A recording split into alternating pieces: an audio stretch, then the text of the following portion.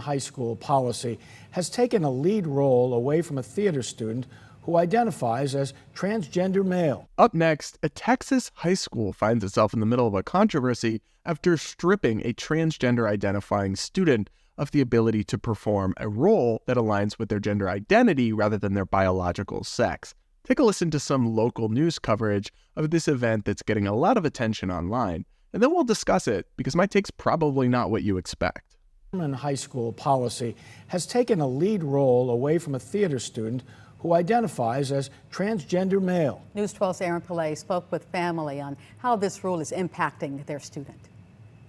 Senior Max Hightower has been a member of Bearcat Theater all throughout high school. He puts in the effort. This hard work paid off when he landed the lead male role in the play Oklahoma about 2 weeks ago. It was a beautiful day. But the excitement was cut short. Just days later, the Sherman High School principal called his father, Philip Hightower, to tell him about a new policy. Actors and actresses could only play a role that was the same gender they were assigned at birth. Stripping the lead role from Max. I was devastated. Hightower says his son previously played historically female supporting characters. But they allowed Max to dress up as a male. Something Hightower says has been a part of theater since the start. All kinds of actors have played all kinds of parts.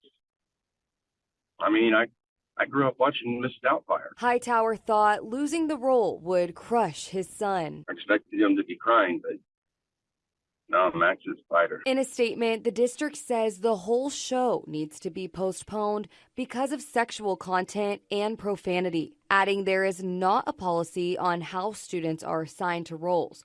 But for this production, the gender of the roles as identified in the script will be used for casting. This may not apply to future productions. The Hightowers are now determined to get Max back into the role and keep Sherman Theater a safe space for all students. I want every kid to be recognized and noticed and allowed to be themselves. The new date for the production will be around mid-January. In Sherman, Aaron Pillay, News 12. So look, I've been very critical of places that are, for example, putting transgender identifying students in girls' sports, even when they can get hurt or it's not fair. And I think we need to have important conversations about all those things, as I have on this show, just like I've cautioned against premature medicalization and medical transitioning of minors. But at the same time, some of this is just mean-spirited. It's just unnecessary. It just seems like bullying a random trans teenager who isn't doing anything wrong. There's no reason not to allow this person to play a male role if they want to in a school play. That happens all the time in theater, that they actually often don't have enough male participants, so women play male parts. Or in some cases, vice versa. I mean, there's a history of that going all the way back to Shakespeare. And for a time, that was because women weren't allowed to act. But even since that's no longer the case, thank goodness, it's extremely common. I went to a play a couple of weeks ago where multiple male characters were played by females. Who cares? It's acting. You should be allowed to act, even if it's something you're not technically actually are. I mean, what?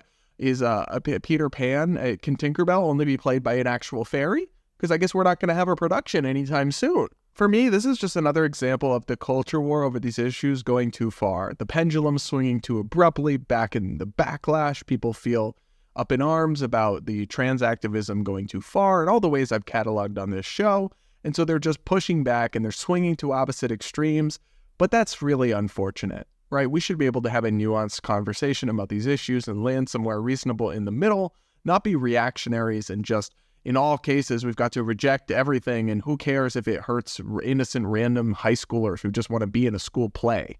This is the kind of thing that actually is completely counterproductive, and all the Republicans who flooded my comment section on Twitter or elsewhere saying they agree with this, you're just making yourself look like the actual bigots that people on the left claim you are because you genuinely just want to take something away from someone where it's not hurting anyone. If this person was cast in a male role, well, it means there probably weren't male people also trying out for that role, and And if there were, that means this person they think is better than them. So who cares? There's no unfairness. There's no injustice in the way that there is if you have biological males competing in female sports, for example. So if you just want to take that away from someone, you actually are just being petty and vindictive and just out of backlash or bigotry or whatever your motivations are, you are going too far. You're swinging the pendulum. And it's wrong. I'm sorry, it's wrong to pick on or to punish random teenagers because of a culture war. I'm sorry, I don't support it. And it's the kind of thing I will use this show to call out because I think we're better than that. And I don't think that's a society anyone should want to live in, even if they're completely fed up with the woke insanity and the liberal leftism and the LGBT community. We shouldn't be embracing a reactionary backlash to it that becomes just as devoid of nuance as the thing it rose up to confront.